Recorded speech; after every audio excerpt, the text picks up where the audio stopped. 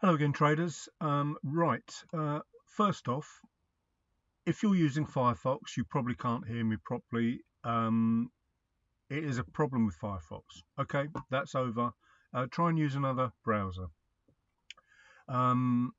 This warning, this is going to be a rambling video because there is a lot of very interesting stuff to talk about. It's not because I am a rambler, although I am. This one is worth making, in my opinion. Had my long walk, had my breakfast out with friends, and got back to the charts. And there are some really interesting things that have happened this morning. First off, very early on this morning, about before 5 o'clock in the morning, I spotted the yen pairs were making nice 2B reversals. And this is why I talk about correlation a lot. Although I have 7 pairs here, I'm actually only trading the yen and the dollar. And I like to trade gold. As you can see, gold is looking bullish. And I like to trade the yen pairs as well. And that's it really. And the indices. So when I started, all three were here. I prefer to trade pound yen because that seems to move faster, and obviously 5 or 6 pips is better, which is what I got this morning for the very first trade this morning, than 1 or 2 pips on UJ, in my opinion. So obviously everything is relative and stops will be larger on the more volatile pairs, but that's about all you need to worry about. So pound yen, dollar yen, and euro yen, sorry, all moved the same pattern. All of them I drew the low on the what is VIX Sporandio's 2B low. Then price pushes through it. We had divergence in this instance, which is really quite unusual. TMA wasn't really divergent at this point, but the RSI was. And as I mentioned in a video yesterday, I think, and many others, the TMA tends to be more reactive than the RSI. But if the RSI, you can disregard the TMA most of the time. As with everything trading wise, it's never 99 or 100% perfect. There's always exceptions, and you have to include the timing of the candles, all the candles, M5, M15, whatever, right down M1 and upwards, as it were, which is a very life-changing part of what I do. We got the daily open line that this pushed up to in this instance. So we got VIX Sporandio's 2B on that one. Let's have a look on UJ. Same thing. These are drawn on the wicks, as you can see, because the reason I do that is because traditionally VIX 2Bs are all wick based.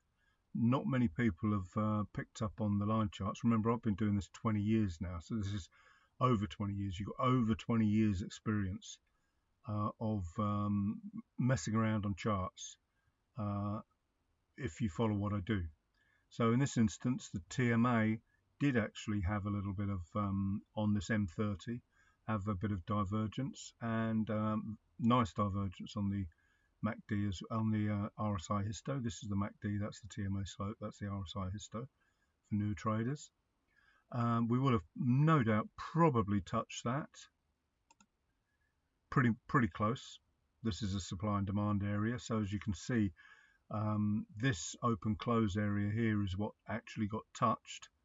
I always find it fascinating. I was thinking that was the reason I made this video. I did intend to make one before I went out, and then thought better of it. In fact, I did start to make one. But there is so much to be learned from just having a coffee and taking the time to watch these things play out. This is, when I say I've got over 60k hours studying charts, that is the truth, guys. And also, it's so important, I mentioned this yesterday too, that everything on my chart has been studied independently of each other. I tried to trade the pivots and took them off and put them back, took them off and put them back.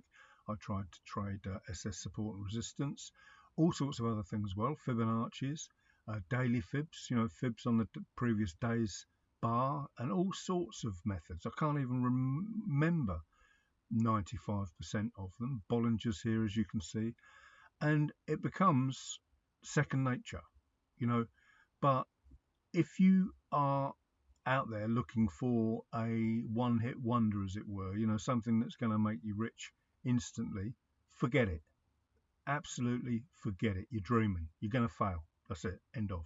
Sorry about that, guys. I've got people that have been following me for 8, 9, 10 years and learning with me. They understand what it takes and they know who they are. Thank you for your confidence, as it were, and you will reap the rewards. Imagine if you started this and did it for 10 years. You get to age 30 and the world is your oyster. You don't have to work like a slave in the UK, Germany, or all these other westernized capitalist nasty countries that just treat you like a slave. You can go and live anywhere you like and just laugh at all the people that have to commute to work every day. I don't laugh at other people's unfortunate positions, as it were. I just say we've all got the same options. We can all opt out of it, and I wish I'd done it 25 years ago. Well, sort of did, actually, when I started working at home at the age of just under 40. So anyway, look, something simple on here. That's Friday's pivot point. Guess what the price tested? This is an old daily open, and guess what, where price bounced numerous times. This is not a test of a roughly this open area, and here the test here. These old historical levels are absolutely priceless, but unless you observe what happens with price and have them on your charts, and the old 3CRs are priceless as well. So let's get back to the point of this video, because I've obviously got an idea what might happen on these charts, GJ in particular, because I'm, any possible trade I can get, I will get. Look at this. That is SS support and resistance. That is an old daily pivot. Look what price came down and tested.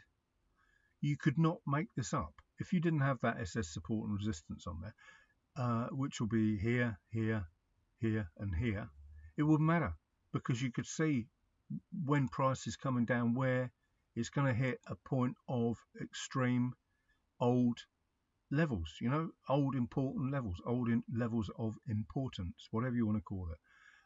That is just unbelievable in my eyes, but it's only a real recent observation. Pivots have been on and off my charts for years, yonks. I could put the weekly pivots on here. I could put the weekly open on here and get scalps to and from those levels. Because remember, we can trade off that level as a level of serious support. As a scalper, that is a monster move. Nearly 20 pips a bounce, and that's only taken minutes, because I was watching this at the close of that candle. It's an H1 into demand, and look what happens, bounces off it. It'll be a perfect little, I'm digressing, but I said I apologized for rambling at the start. There it is there. I mean, absolutely amazing. And that hourly close happened, it would have been around there, wouldn't it? So what are we now? Well, it's not an hourly close yet, actually. I do apologize. It would have been based on a 15-minute or 30-minute close. And I'll use those, guys. I can trade 5 minutes to the close of the hour, because I know they will be pushing price to a certain point at times of the hours, and you can't make this stuff up.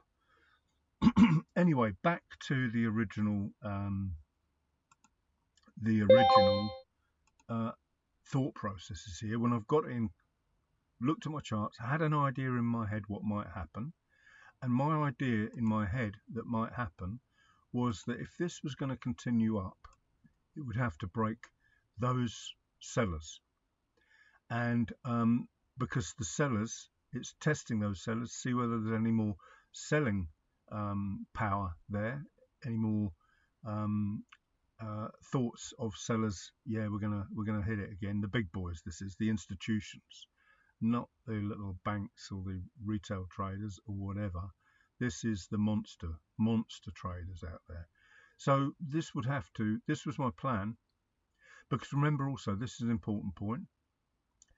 Once you've traded a 15-minute 2B reversal or whatever, so from there, those sellers, you've overwhelmed those sellers there that created the new low, then it will move into, notice, look, it's used them as broken them, tested them, come back and tested them, and then powered up. Once you've moved out of that 15-minute 2B, and the target is the next bunch of sellers. This is what people don't understand. When I make my, when I target my levels, the next target for that 2B is not way up here where Vix Verandio might say, if you're looking at the M32B, sort of around here, it's the next sellers. So once you've broken those sellers here, the ones that created a lower low, this is the next area that will be a problem, or can be scalped too. And look what I did. I traded it to that level. And then we have to break these sellers. And this is the whole point of this video, because it's how my mind works when I'm looking at these 2Bs. They move into the next phase and the next time frame 2B. So we're on M30 here. And remember also, I'm trading candles inside those swings. So I'm trading an M30 bar, which is why when that turned green and this one broke the high of that green, that is what I want to be looking for. Growing momentum. That is a bust, pullback, break, close. That was the impetus for earlier trades. This is the reason then to have a break, go for a coffee, see what happens. Because it will pull above, then it will pop back like the earlier example I showed you on the lower time frame, and then it might continue to the next level of sellers, which is there. And that will also be an open close. I said this was going to be a long-winded video, but there is a reason. There's a lot of information that I have thought about, considered when making my trading plan. Now, what will happen if the sellers come back into the market and the buyers fail to overwhelm the sellers? It's going to turn around quite possibly, and that then will be a new 1 minute 2B reversal. So if we put that, whoops. So what I'm trying to get over to you is that I've already preempted this scenario. It's like, if it don't do that, it might do that. If it don't go up, it's liable to get the sellers have overwhelmed the buyers and it will go down. People ask me, how many time frames do I look to? Well, 2 or 3. But that means the 15-minute, the 5-minute, and the 1 minute, or the hourly, the 30-minute, the 15-minute, and the 5-minute, and the 1 minute. So you can read other traders' rules and ruin the possibilities of trading. You have got to think outside the box. You have got to make your own rules, and you can learn. I was thinking about this earlier walking around. I consider myself, and I used the expression in the past, I'm an ideas factory. I think outside the box. I'm glad I do. I'm glad I can. I spent years studying people talking about these pivots, all the different pivots. So I've got the pivot points. I know they work, but I'm looking at dozens of pivot point trading strategies. And something I said fairly recently, within the last 6 months, year or whatever, is now I can go back over all those dozens and dozens and dozens of trading strategies and find new ways to trade them. Whereas I was flapping around in the dark, flailing, that's the word, isn't it? Flailing around like a headless chicken in the dark, looking for the holy grail of trading for years, years. And then, once you crack trading, like one trade a day and then stop trading. Study charts then for the rest of the days, or between your breaks and walks and golf and swimming and all those lovely things that you can do because you work from a computer. You can still get 16 hours or 10 hours, 12 hours chart study in every day with 15 minutes trading, actual trading, and have 8 or 10 hours a day messing about. There's 24 hours a day in every day, guys. You don't have to spend 12 hours, 4 hours commuting, 8 hours work or whatever, and then you're too tired to even think straight. Slave to the system. Learn to break out, guys. Anyway, so I've got my 2B long. It's failed. And then I should start thinking about potential shorts. And that is why I know people laugh at me because of my desktop, my dashboards and my indicators. But actually, this thing, I'm making more money from this thing, this little addition here, than I was when I didn't have it on my charts. And that's why it's important to me. It's not better than this. This is fantastic.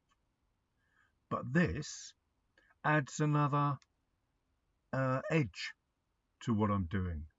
And it's just never ending.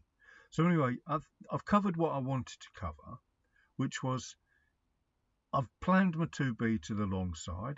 This was way over 30 pips, this move this morning. And all I want is 5 or 6. I took 5.3 pips from the very first trade, net of spread. And that was full size. Then I've made another full size and taken more than double that.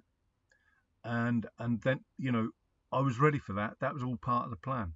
It was all timed around the pre-Frankfurt Open. I mean, there were 3 things that happened. My trade was right at pre-5 o'clock this morning.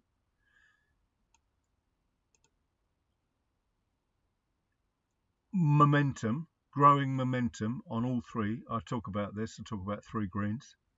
And the arrow, that's important because those arrows show up and they are, you know, I don't wait for the close. So I'm into the trade before the close of the hour. I'm watching the high of the previous candle, the previous momentum candle. And I don't just always wait for the break of the previous momentum. Not sure what I did on this one, but I'm not going to digress and go deep into that because you've got 3 5-minute candles in there.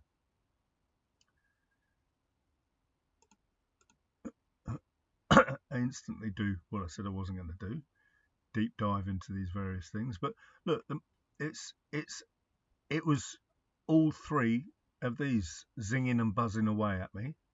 I'll switch the indicators off now, but they earn me money, so they should be on here. But I know they're annoying for people. I zone out, really. But everything was right. You know, bust, pullback, break and close. So, and then I'd even go further down on the M1 to time my entry. So, oh,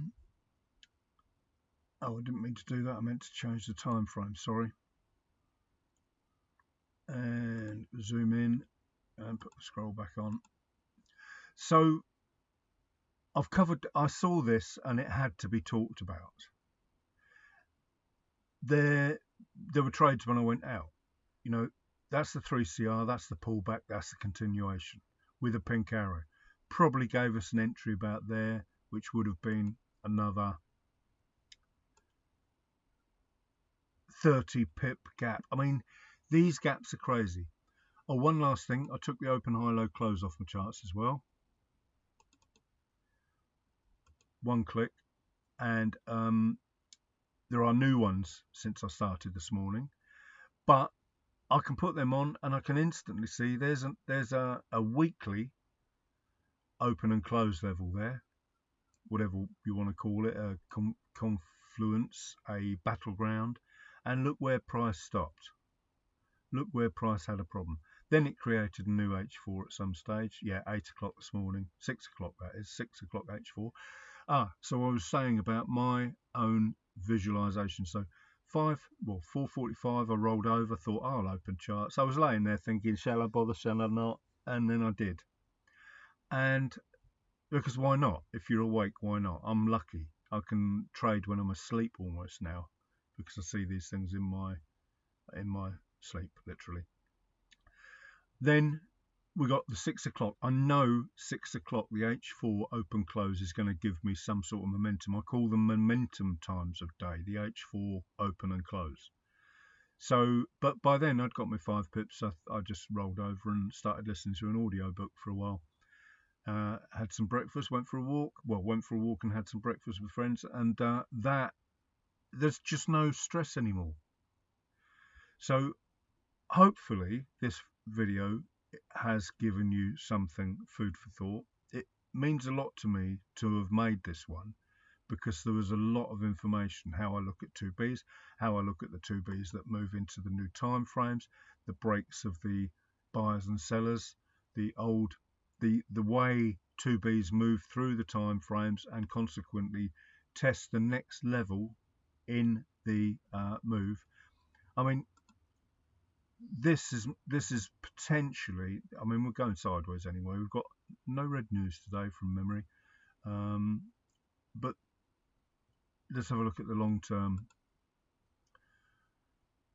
This is a punch through, if you like, these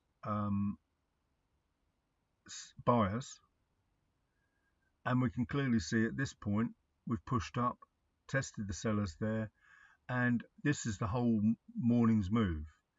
This is a part of a downtrend. That's the point of this move up to this higher time frame, to get the overall view. That is a downtrend, high, low, lower, high, lower, low, pullback, continuation. As you can see, the 4 swings, swing 1, 2, 3, 4, bam, 5 goes down, and that is massive. And we can see what this is. This is just the buyers losing power and the sellers piling in.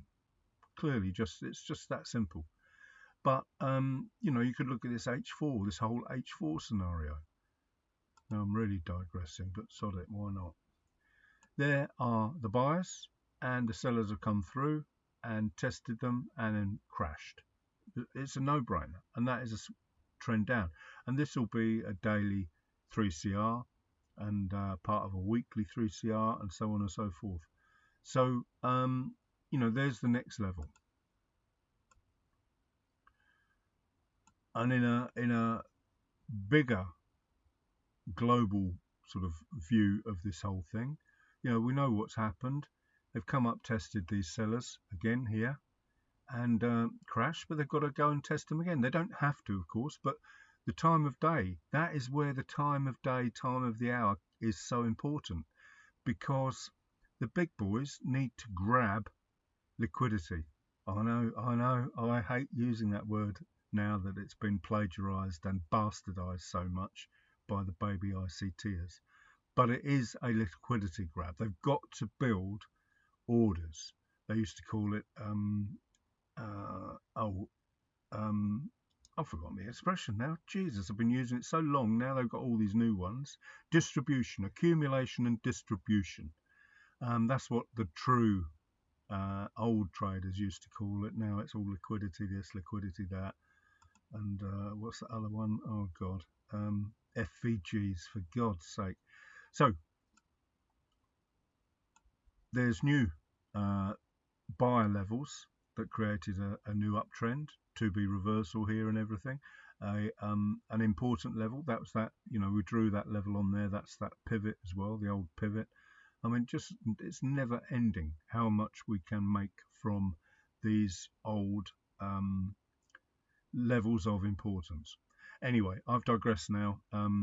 You got my point about the price moving through time frames, and also how you can trade up with confidence, like this morning, and how you are prepared for the next level of sellers in an up move.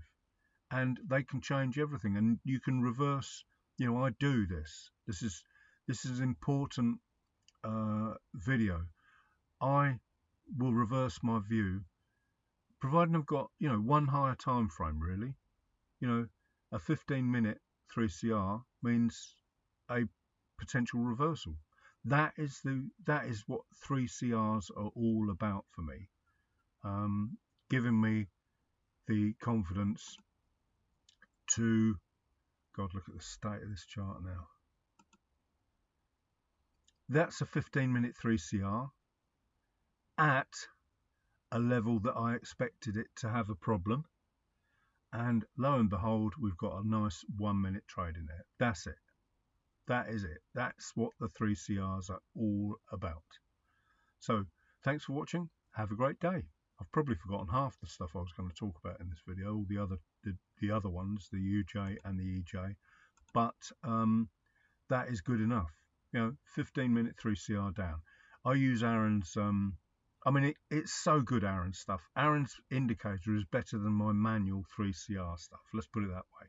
Aaron, Intrepid Noodle on Twitter, is a living genius.